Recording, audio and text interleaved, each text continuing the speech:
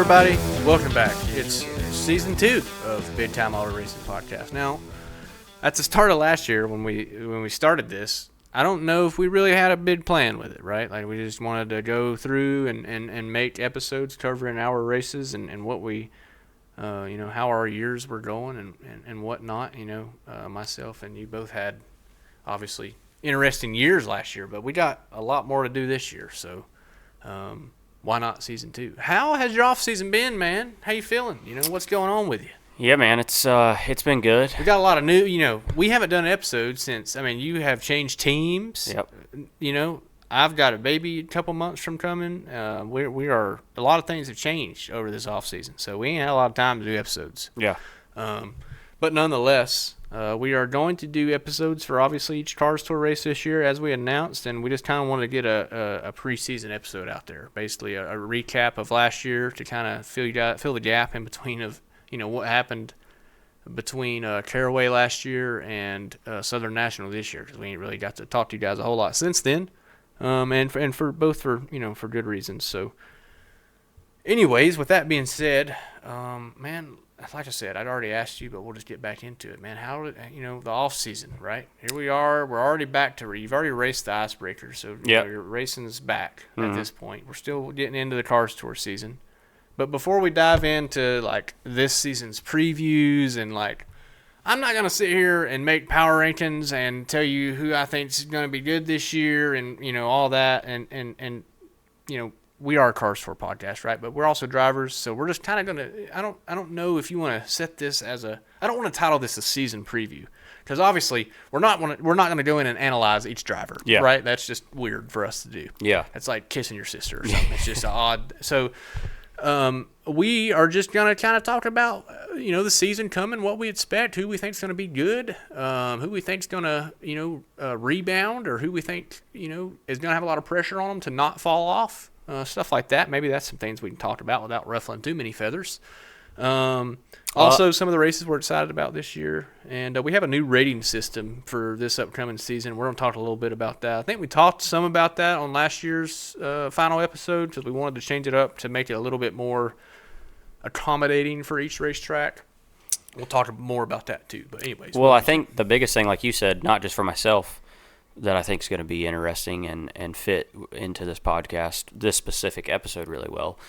There's been a lot of change this off season. Not just me. There's a lot of moving parts within the tour itself, and people going to other teams and just things. I guess the structure and how the tour is going to operate this year. We had another announcement the other day. I'm sure you saw. I know you and I are fellow sound gear ear mold wearing competitors that they're going to be a sponsor of the series. Yep. I have heard through the grapevine that there's going to be another big one announced either this upcoming week or the week after. Wow. So Cars Tour, obviously a big off-season story this year was Z-Max came in as the title sponsor for the Cars Tour, and obviously that's a big deal. This is kind of old news at this point. You guys already know all this, but for those of you, we're just catching everybody up. All right, just bear with us here. Yeah. We're not gonna go too much into detail, but Z-Max signed on. Obviously, in 2023, that was the first season for Dale Jr., Jeff Burton, Justin Marks, Kevin Harvick to be the owners of the series, and it went great. And at the end of that season, they signed Z-Max, which is owned by Marcus Smith. So a great relationship to have in a short track division like that. Obviously, kind of puts it on a grand scale, right? So. Having a big company like that as a title sponsor is awesome, and that's not taking anything away from Solid Rock Carriers, because they carried the Car Store literally for the last however many years. And it was very important for them to be a part of the sport in that time, right? So it's a new chapter. It's going to be cool. Is it going to be more corporate or whatever? I don't know. That's up for us to find out, right? I think that's a fair assessment or a fair question for two drivers to ask on a podcast. If it goes from being something like that to a corporate sponsor, things are probably going to be a little bit more serious around some things. So that's something we're going to have to learn as we go, right?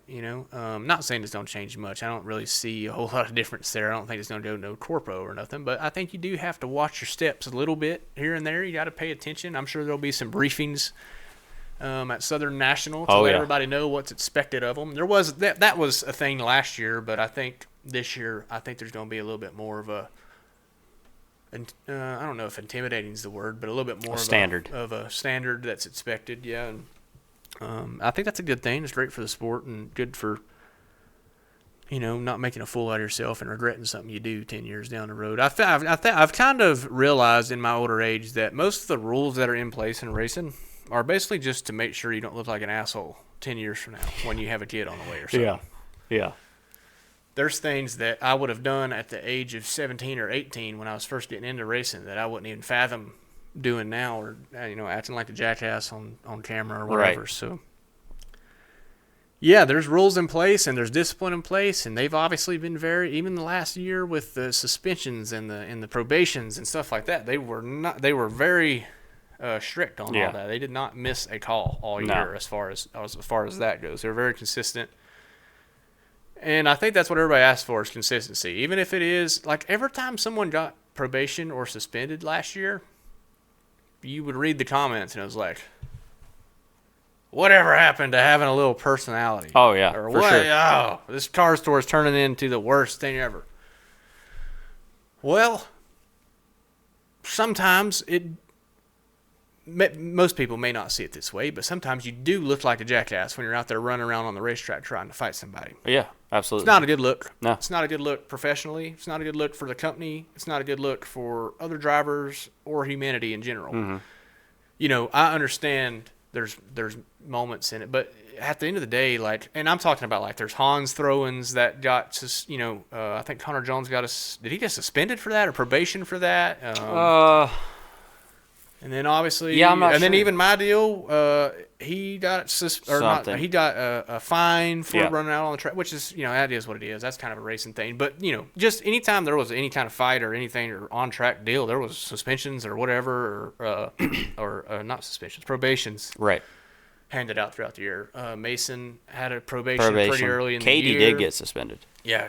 So there was a lot of, they were pretty consistent on that. Mm-hmm. That's something I foresee continuing its consistency, but I would not be surprised if it went on the side of being a little more strict. Yeah, well, I think you and I both can speak to it, so we kind of just all touched on it right there. I know. Me and you, if it happens to us, which I have been suspended, as long as it is the same standard for everybody, mm-hmm. we all know that going in. Right. So as long as that doesn't change course, then I think it's fair game. Right. It's when it becomes situational dependent, in my opinion, that it becomes a problem. So, to me, it's just no matter who it is. It does suck. It sucks. It's a hard call, right? Yeah. Because I don't think Connor Jones should have been suspended for throwing a Honda device, right? A hot take. Yeah. Okay? I know Connor's a wild man, right? He's in some controversy most of the time, but that's what sells tickets. Yeah. And that's what makes Cars Tour racing fun. Yeah, we're in the entertainment business. It's people business. like Connor Jones. Is there times in people's life where they don't like Connor Jones at all? Yes, for sure.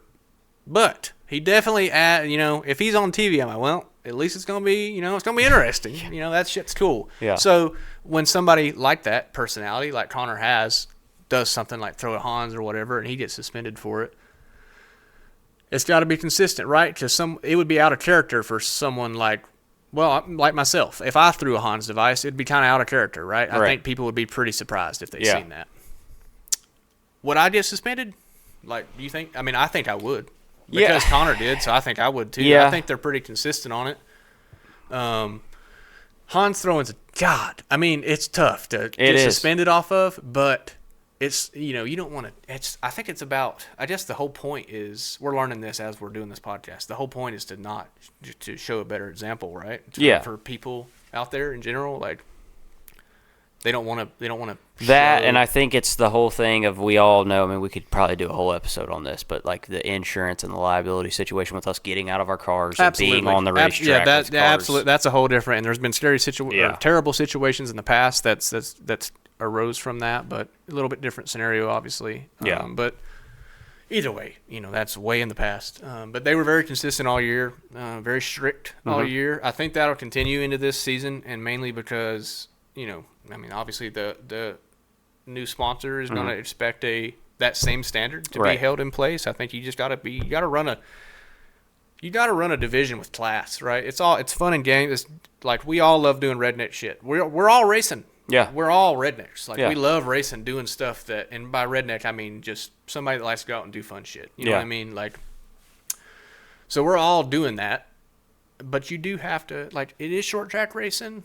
It is, we're kind of like, we're definitely, most of us are working 9 to 5s, all that. It's not a professional environment to a lot of people, but it kind of is. Like, it's a little bit different. I think every year now, or even you could say really and truly it was probably like right there last year, but like flip the page to this year, you could say that starting now it is. Just for everybody involved, as you said, title sponsor, it becomes a lot more eyes watching, and as you said, I think you put it best, a standard that has to be met and kept. Yeah. I don't want to misconstrue what I'm saying because, like, I don't want to, because me saying these kind of things just sounds like blasphemy.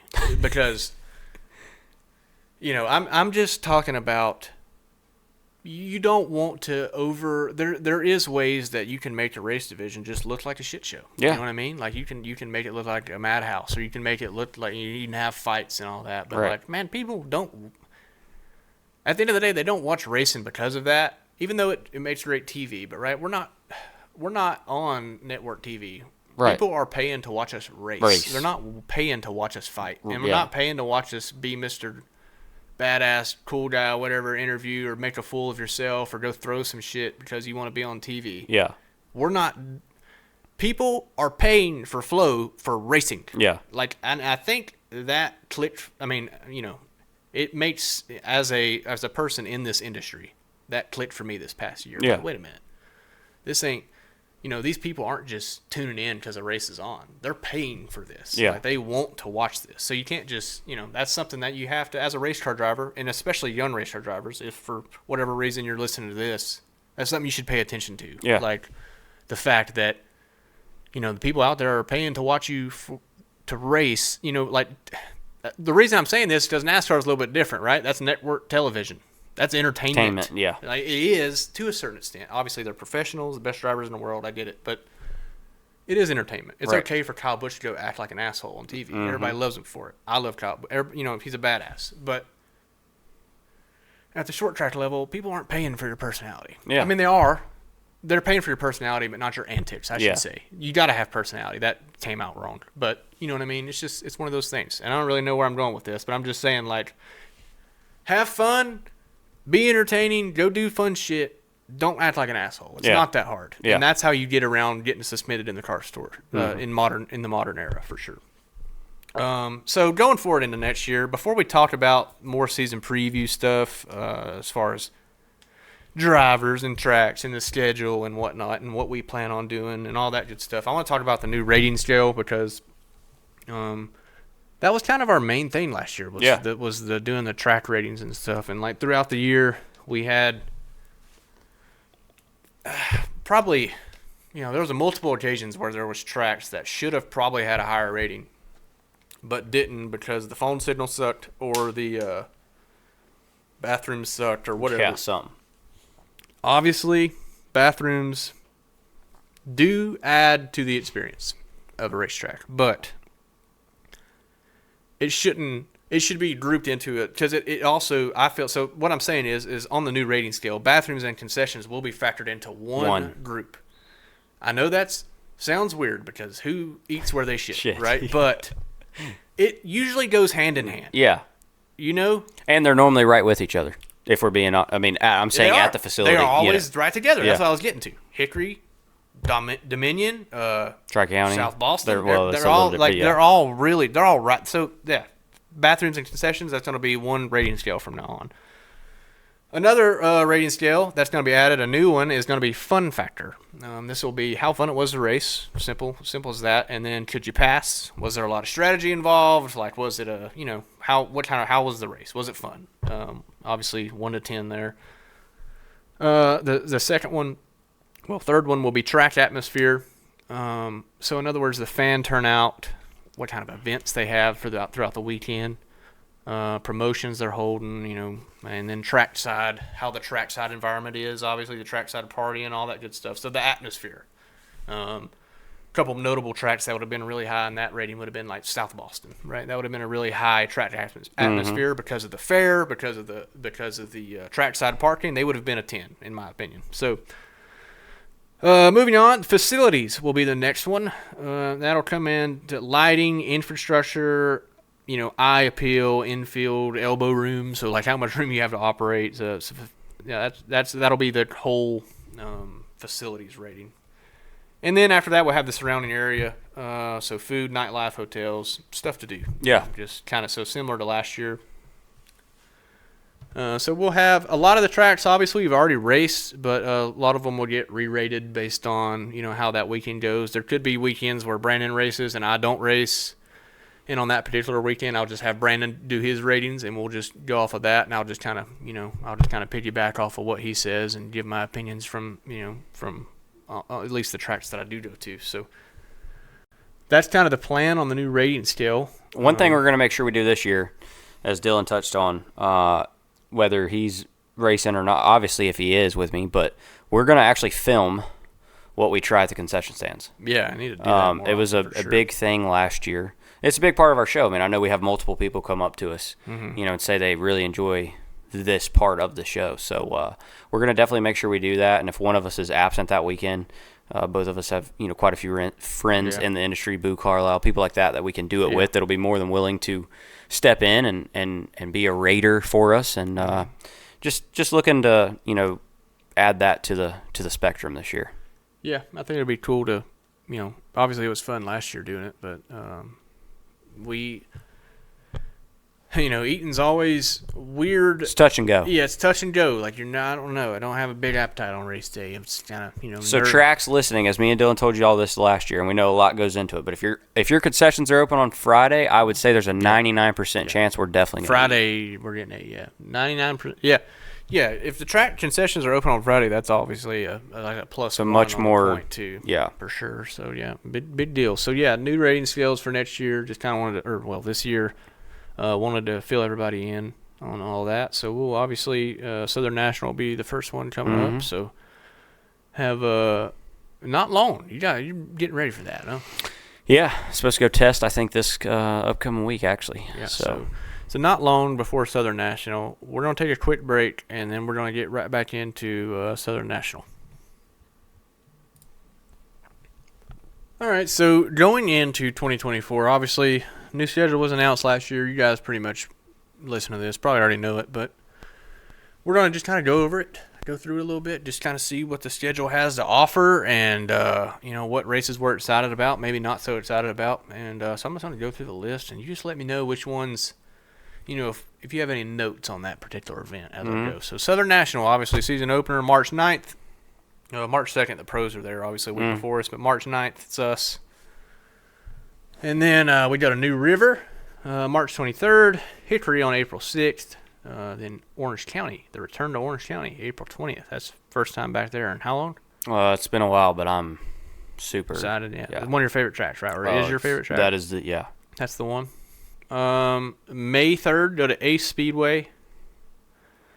And then May 14th, back to Wilkesboro, North Wilkesboro Speedway. Or May 15th, I guess, late model stocks. And after that, we go to Tri-County. That's obviously also All-Star Week. Tri-County is after North Wilkesboro, just 10 days after North Wilkesboro. Then Langley, June 1st. And then Dominion. Then Caraway. And then the throwback race at Hicory, July 27th. And Ace Speedway, again, for the second date. Somehow. Wake County Speedway, August 24th. Excited about that one. Got that one circled. That's one that I'm excited about, obviously. Obviously Wilkesboro, but Wake County is one that I'm definitely chomping at the bit to go try to get some redemption.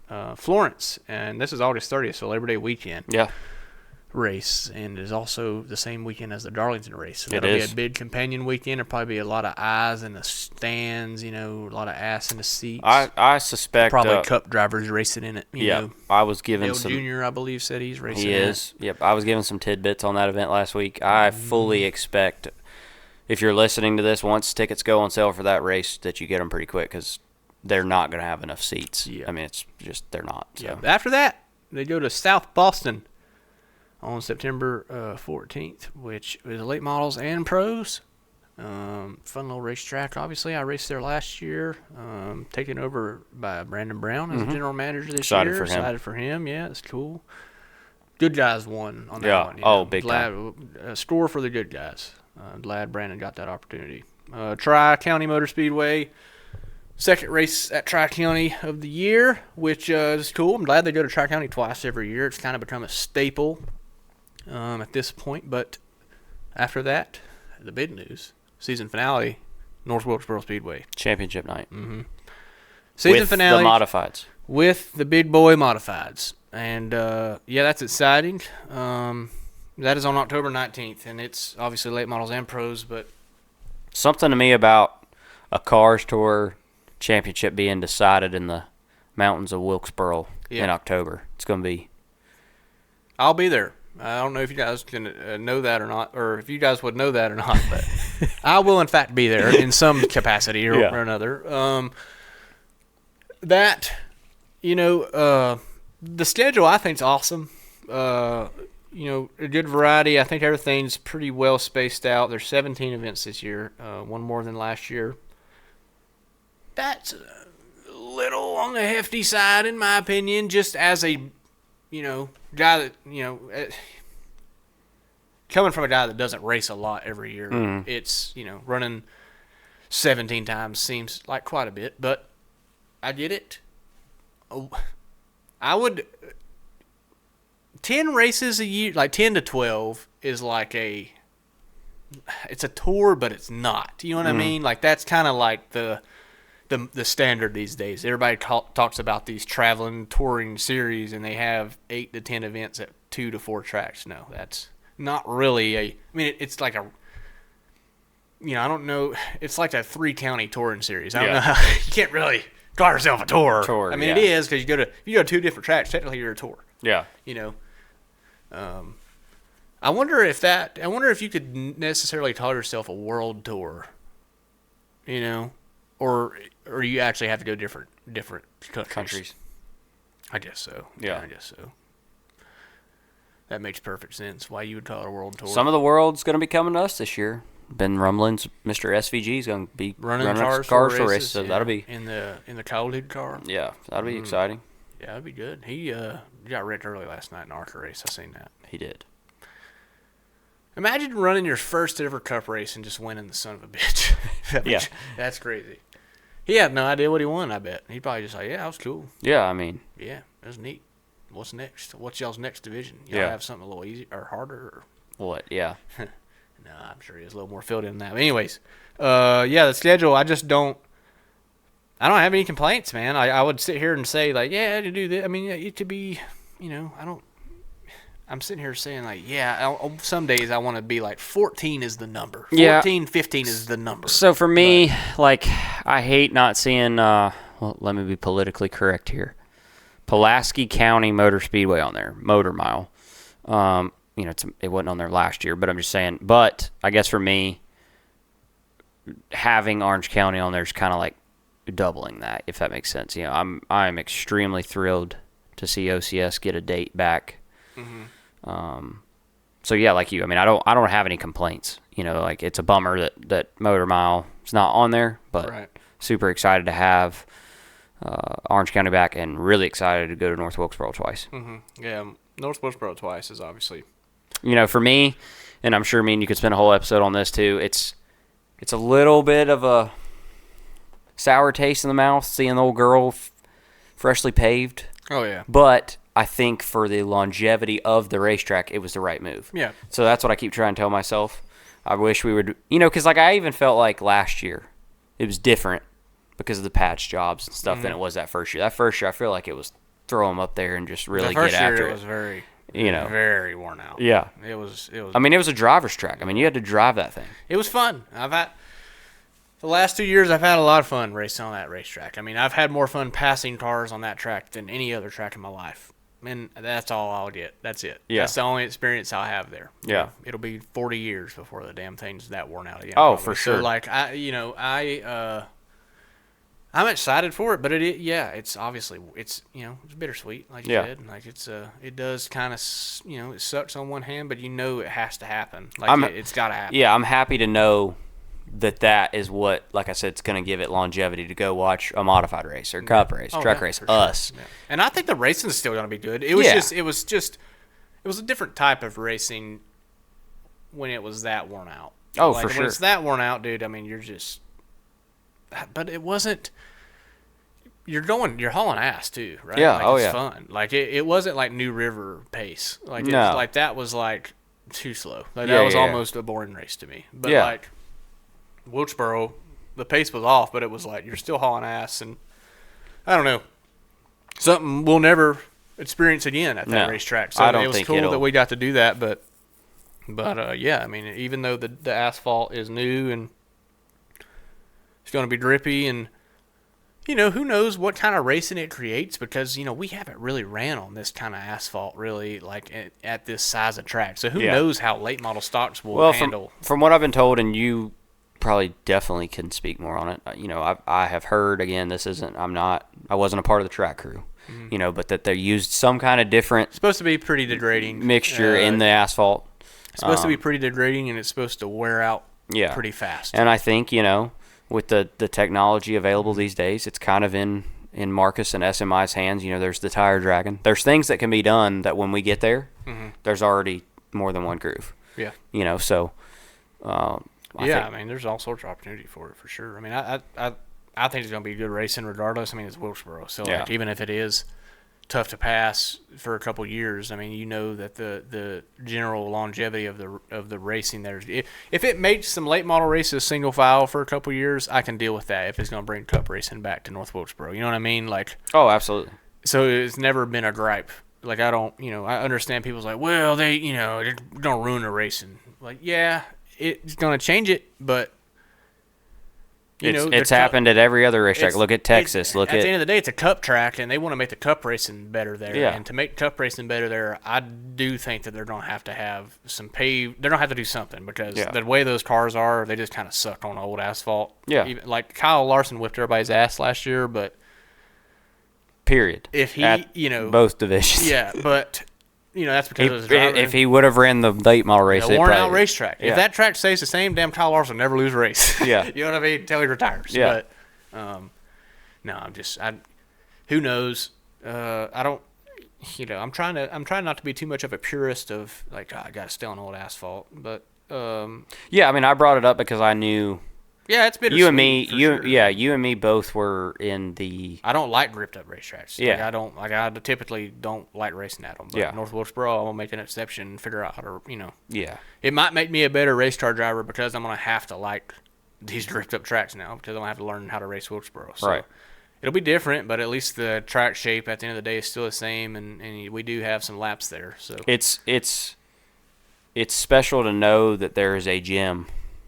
For me, an hour up the road, and for you, 40 minutes. Whatever that. Yeah, no that we all used to drive by that looked like a horror movie. Oh, yeah. It was grown up. It was greatness is back, and it's going to be different for a little bit, but it'll be better in the long run. For sure. Yeah, I think it's Z-Max being involved, and Mark and the Smith family with Wilkesboro, and the car store being like an important part of North Wilkesboro now, especially those two like big events throughout the year, I think is huge going forward.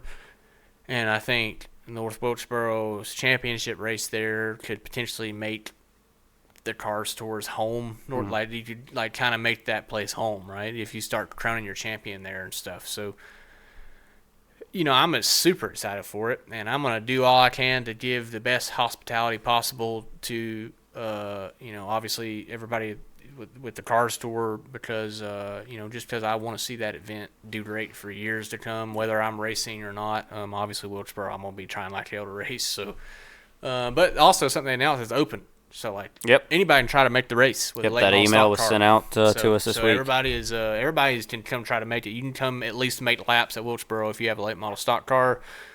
I recommend you come try and do it. It's very badass. Just know it is new asphalt. Please bolt check everything and all that good stuff. Yeah. It's fast, and because car store is a whole different level for sure.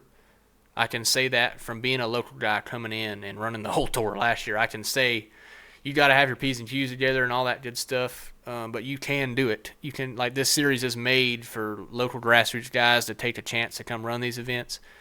If you ever wanted to take a chance to race at North Wilkesboro, and you know, whether you got great equipment or not, it's worth a shot. You know, it's okay. I'll go to North Wilkesboro this year and be a very happy guy whether I get sent home or not. You know, just making a lap there is a blessing for sure. So yeah, I definitely recommend anybody come run that race. And then obviously the October race too.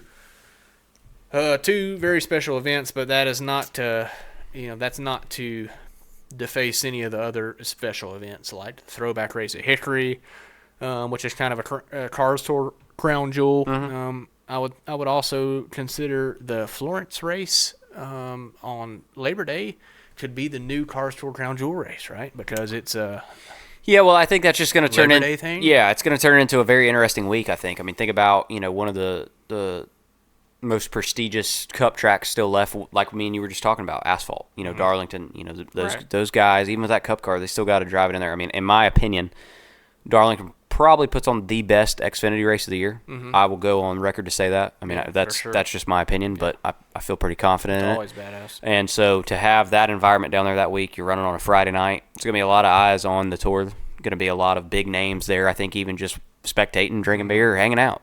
So I'm excited to see what that event, like you said, evolves to, because I think this year will just kind of be getting its feet wet, but I think it'll really take off. Yeah, it'll be really neat to see. Like, I think what's cool about the whole deal is that when Cup drivers run it, and especially Dale, obviously, when they run events like that, and I think with it being on that night, I think there's a chance there could be multiple. I mean, who knows? Yeah. But even if there isn't, even if it's Dale, I think there'll be cars going home that night. For sure. Yeah, for sure. I think there'll be cars going home, but it's also just, it's great for the fans to come be able to see, that little prelim style, not a prelim, but a preview of what's to come. Obviously, the racing at Darlington's badass, so you get to go to Florence and see the short track. It's cool to just see the evolution of the sport if you go for that. You go watch the us race on Friday night and then go watch the truck Xfinity Cup, the whole deal, or whatever, however it even works out. Well, now, for me, that whole thing is cool. The Zacharias family, for depending on which way you come, I know for you and I mean, you literally can look through the trees going down the highway and past Darlington on your way in to get to Florence, and then the bleachers at Florence are from Darlington. Right. When the Zacharias family acquired the racetrack, they've got some. So it's just a cool area, and not to get too long-winded, but I saw Steve and Jacqueline and Brian Valls and that staff down there at Florence for the Icebreaker have one of their best crowds that I've seen there in a long time for the Icebreaker, and it was because the weather was pretty good for that time of year. But it made me really happy. They work really hard. They're really good people, and it takes support to keep these tracks going. So. I think there's still some really great things to come for that racetrack. No doubt. And there's a lot of racetracks out there that's definitely, a lot of them that's working their ass off this off season that we ain't seeing on camera or nothing right now, but they'll be appreciated once we get to go to them at some point this year. And yeah, like you said, we got to go try out our buddy Diaz's, what is it? I don't want to mispronounce. Is it fiber optic? He's got fiber internet now. Yeah, so at Southern National. He's been wearing us out to come down there. Have so to try out the fiber internet. We'll be there soon. Should have great 4K streaming services at Southern National for sure now. So we'll see how that works out. Also, well, let me pause it first. Over this offseason, a whole lot of things changed in the Cars Tour. Well, not a whole lot, but a lot of driver swaps, or not driver swaps, organization changes, switcheroos. Yep. You yourself was involved in this calamity. Switching over to Carroll Speed Shop for the 2024 season. Looks like you got yourself a pretty good opportunity. You want to fill our listeners in? I mean, I know you've talked about it quite a bit. Obviously, you don't have to tell us the whole story, but obviously, yeah. I mean, I haven't. Fill us in, fill the BTAR listeners in. Yeah, they've only seen it on Facebook to this point. That's right. So I mean, now it can be, I guess, more freedom of speech, maybe so to speak, talked about. Obviously, Toyota manufacturer came into Lee Pulliam Performance, put a lot of uncertainty on my ride and on my future there. I don't think it probably takes a genius to figure out what that meant, and didn't know if I was going to be racing or not, and got lucky. And you were one of the first people I called, actually. Got a phone call from John and Justin Carroll one day, and it was an opportunity I couldn't really pass up. Justin's one of the youngest, if not the youngest, crew chiefs on pit road. Yeah. Still a racer himself when he can. Right. But so with that, very involved, very up to date, and a hard worker. Right. And they're a family-run team. They're a small team. They've had Jacob Hefner for, I want to say, about 7 years, and had some success with him. They finished third in points, not this past year, but the year before last. Ran third at Martinsville. Have had some success. Had Connor Zillich driving for him last year some, and we obviously know what he's going on to do. And it was just it's been a great fit so far. They're racers. They're a racing family. John himself's been in racing forever. He worked at Roush for years, and right. He's at Rev now, and pretty important role over there. So it's just been a lot of fun, I guess, for me, and I'm sure you could probably even touch base on this as far as the dynamic working with somebody in our age group. Not that working with older people is a bad thing. Obviously, there's experience, but just it's different. Yeah, I think just that being that he still is a racer and working with a peer is a little bit different than. And like I said, man, it's a good group over there. It's a small group. So you communicate differently with an elder than you do a peer, right? And and I think just the biggest thing is it's their life, right?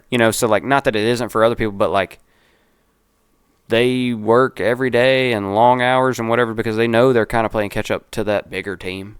But it's just it's kind of for them make it or break it type deal, and they just love it. They don't have to do it, but it's their livelihood, and so it's been a lot of fun so far. I'm excited to see what we can do. Spent a lot of time and resources over the off season, short amount of time. Been able to go test a couple times. Got one race under our belt, and a black car. Black car. Change the body color. That's probably the most exciting thing. For anybody who's followed my career, I have not been in a black car since 2018. Yep. So it's a long time. Been a black car now. Yeah, so back in black and excited and, hoping that, obviously turn the page on a great 5 years at Leapor and Performance. Yeah. And so with that, I thought it was only fitting to kind of change the look, and we've done that. And I think it's probably one of my best looking cars yet, and hoping it brings us a lot of success. Yeah, it's exciting. A couple other changes were made throughout this offseason, and that was Connor Hall went to Nelson, took over the ride that Landon Huffman was in last year. Landon went and joined.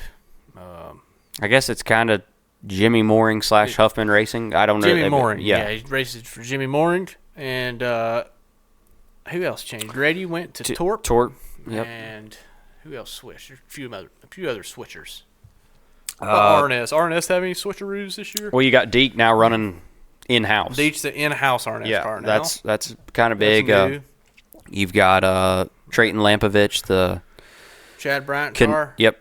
Chad Bryant car. Trayton Lampovich is racing it, which is pretty big. Yep. That would be the car that Connor Hall was in last year, which was a winning race car. So another, that's a name that you guys might hear a lot more. You might not know it now, but pay attention.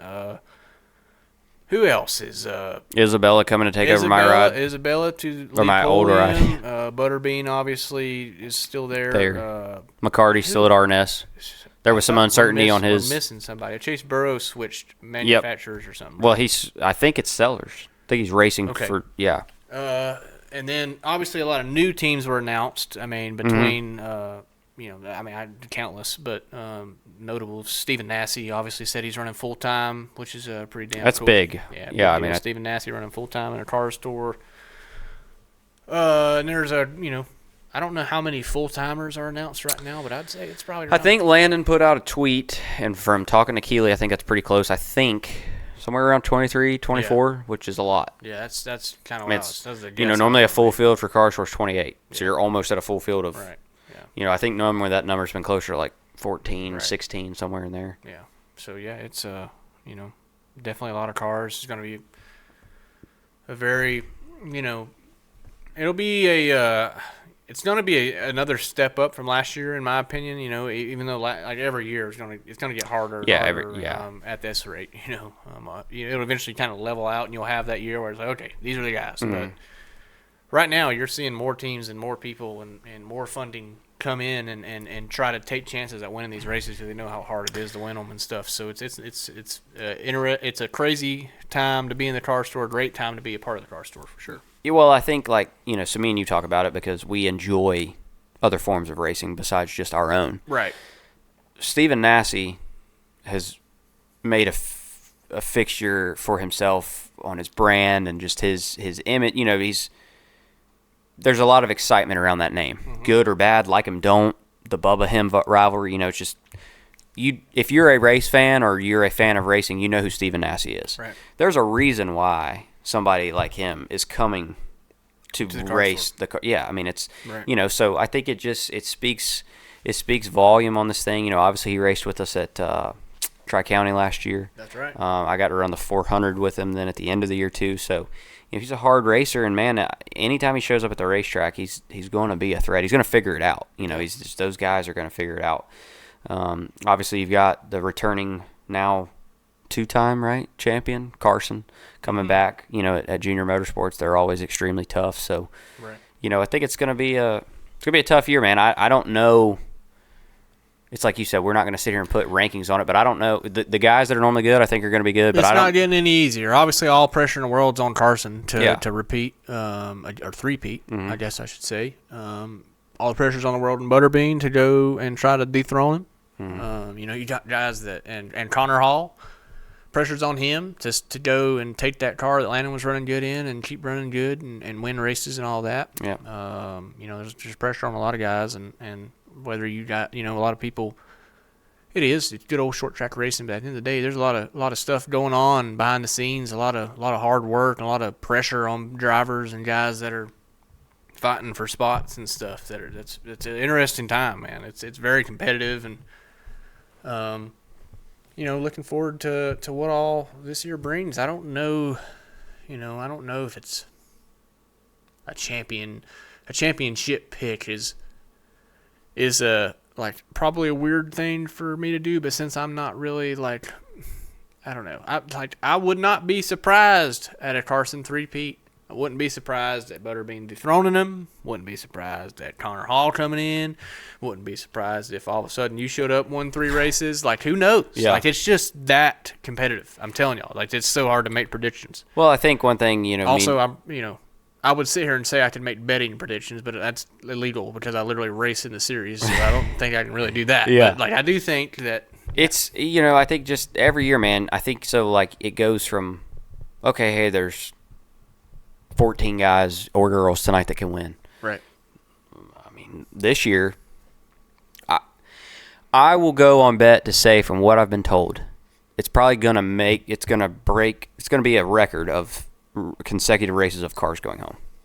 Mm-hmm. So as far as full fields. Yeah. And I think if you start the race that night, so if it's the starting field that night, if I think they sent out our email at Ace, it might be 24 or 26. I think it's 24 at Wake, 26 at Ace, and then it's going to be 28 to 30 at the rest of tracks. Mm-hmm. Well, I think all 28 starters that night have a chance to win the race. Mm-hmm. It's just that is the level that we're getting to. I know, it's crazy. I mean, you told me straight up that last year before you, unfortunately, and my heart broke for you that night. I mean, I had my own bad luck, but that you felt like you had one of the best cars you've had at Wake County. Mm-hmm. I mean, you didn't have a hood, and you were mowing through the field until you had a tire go down.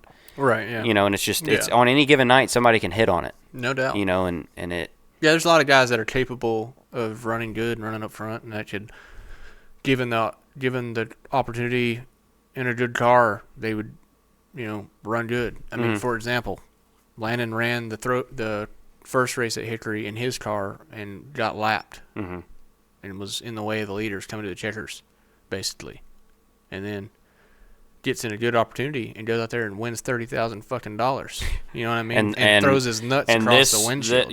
Half a car at Martinsville, backing it up. Yeah, I mean, and that just shows you a lot of people that aren't running good. I'm not saying this just because I'm one of those guys. I don't want to damn be that guy. I'm saying just people like Chase Burrow. He don't run up front every week, but he's capable of winning every week.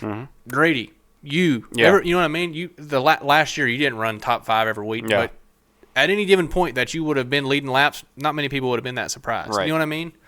drivers wise. Maybe fans, but drivers, we all know there's a lot of guys out there that are extremely capable. Yeah. So, and there's a few that are incapable. Don't get me wrong, but it's it's a very interesting series, a very very talented series that could rival on a competitive scale any other series in the world. I mean, obviously everybody has different budgets, but as far as top to bottom, what's the best car in the field and what's the worst car in the field, and you tell me the difference in between them, Cars Tour is really, really, really close. So oh, yeah. It's very neat. That's why when you look at our qualifying times every week, man, it's blink of an eye from first to last. I mean, it's nuts. That's what made me drink 8 beers at night instead of 4 was qualifying last year. It was damn, it's tight, man. Working your ass off for, a damn half a tent. Well, and I think what people don't understand for us as competitors, for us to touch on that real quick, it's so hard for us. We're human beings, right? So it's so hard for us. We're sitting there, man, and you're strapped in, and you're trying to figure out what's going to be your routine here that night. Yeah. And it's that pack, that 16th to packer difference of you overdriving or underdriving. Like the night that Butterbean almost lapped the field at Wilkesboro. Yeah. I mean, he might have been a packer away from finishing 5th. Yeah. I mean, I'm telling you, that's literally how close it is. Yeah, it's so. It's as we say every week, it's a very competitive series, and we know what we're signing up for when we go into it. But I don't think I'd want to do it any other way at this point. It's just, Cars Tours racing is about the only racing that we know at this point. It's just the happening thing right now. One day we'll probably look back on this and say, wow, look at this, look how crazy that time of day was, or whatever. So I think for us, you and I, we've been through different parts of our careers now where we were those guys at the beginning of our careers that were happy to go run our home track and win, or to race at our home track, period. 100%. And then fast forward that now, we're not really much different in our personalities and who we are as people, but now we're Cars Tour competitors. Right. And for what that is growing to be and has evolved to, it's a pretty damn big deal. I mean, me and you talk all the time. We touched on it last year. We're in the Cup Series of our stature of racing. Yeah. Every week. I mean, we just are. It is. It's the hardest level you can get to, and at least at the budget we run at, it's the hardest thing we can pretty much run. So it's sometimes it can be very humbling. Last year was a humbling experience for me. I thought that throughout my career I have been able to make up the difference. You know what I mean? What I've lacked in motor, or what I've lacked in whatever on chassis or whatever it was, right. I've been able to make up a little bit of the difference, just because. Whether it was experience or just laps at that particular track, or just whatever it was, and then that became so much harder to do. Yeah. Just making up that driver. It's just like you got to have the combination of knowledge, experience, and then obviously ability. But just having all 3 of those are very important in the Cars Tour. And it's like me and Justin. Stuff. We were talking. One of the conversations we had. Obviously trying to build chemistry, but this goes for anybody. I mean, I was having the same conversation with my wife and my dad the other night. In the Cars Tour, you've got to be 100% every week, with the notion and the mindset that night your 100% may only be good for 12th. Right. But that's what it's got to be, because if you're 95%, it's the difference between 12th and 22nd. Right. Or not making the show. And it's just, that's a tough mindset to come into 17 weeks out of the year this year. It is tough. We're going to. I think there's going to be several. We're going to have a lot of races that we look back at the end of this year, even that we say, like, man, that got away from me, or this and that, or even maybe the opposite. Like, wow, that all fell right in my lap. But it's just how racing is. That's what makes it fun. Is like nothing's promised. Everything's pretty dynamic. You don't really know what's going to happen. You don't know how the race is going to unfold, even if you do have the best car. There's a lot that goes into that, and I think the Cars Tour, like we've said all night, is that they've done a great job with the schedule and all that good stuff, and we're really excited for this season.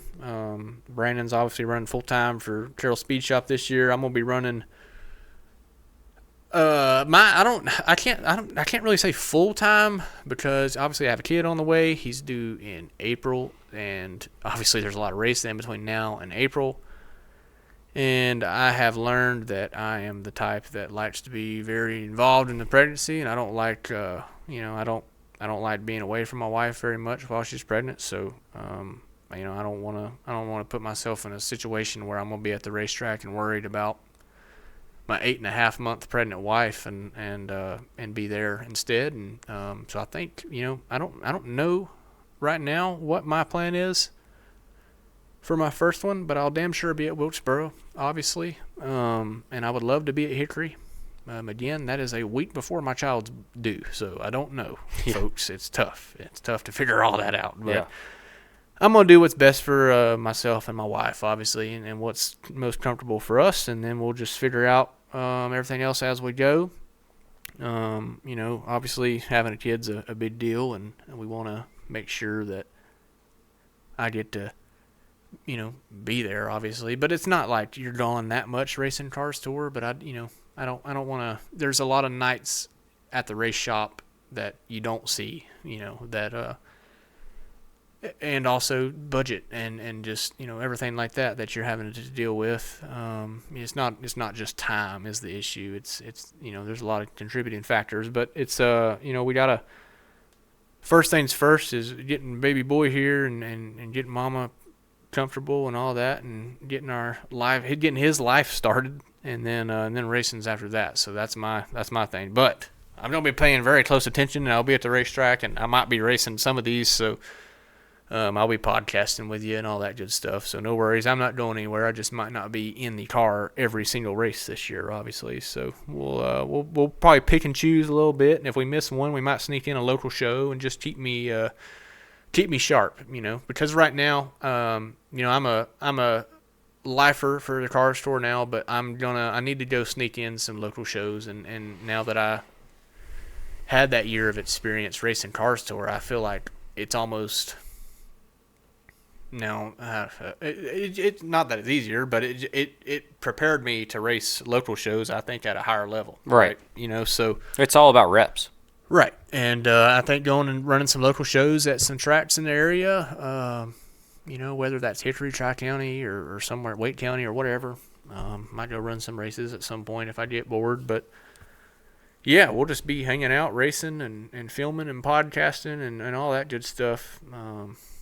And most importantly, bringing a baby into the world. So we're going to get all that done. Obviously, April 20th is Orange County, and that's also the due date. So probably will not be at Orange County. But so I've got some spots in there. That's why I'm kind of spotty right now. I don't really know when I'll be able to race as far as the early season goes, but obviously we'll be at North Wilkesboro, and obviously we'll be supporting the Cars Tour and everybody throughout the early season, whether I'm there in a seat or not, because we'll be racing on it at some point throughout the year. Just don't know exactly when. So we'll figure it out as we go, and do everything with budget in mind, and keep our race team operational for years to come. Like just because we miss a couple races this year, don't mean we can't race for the next 3 or 4 years. You know what I mean? Like we got more opportunities to race. It's just not putting ourselves in a bad position. Right.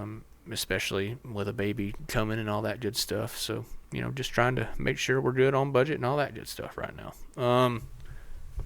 But yeah, man, I think that pretty much covers what we should talk about for the first episode. I wanted to just kind of get a little season preview in there and just kind of see, how we were feeling about this year. We know y'all have all been asking, so obviously Dylon was able to break the news last night. As I have spoke on a lot, Dylon is the brains behind all this. I'm just I'm lucky to come down here and be able to speak my 2 cents, freely and do something fun with one of my best friends. Mm-hmm. Most importantly, though, folks, on what he just told you guys is that Dylon Wilson's still going to be at the racetrack this year. Maybe not as frequent, but so all that means is that when he is there, he's going to be having a damn good time when he does it.